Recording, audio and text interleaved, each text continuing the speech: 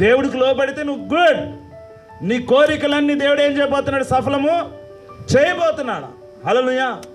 నువ్వు దేనికి లోబడుతున్నా నీ హృదయాన్ని చూసుకో.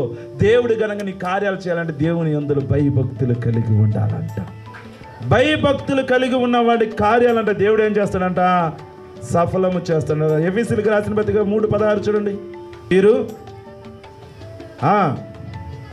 శక్తి కలిగి ఆయన ఆత్మ వలన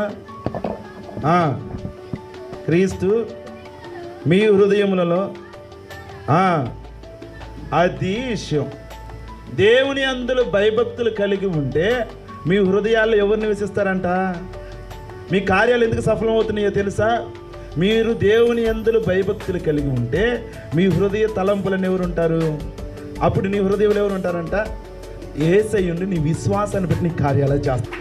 నీ హృదయంలో నుంచి చెడు కార్యాలు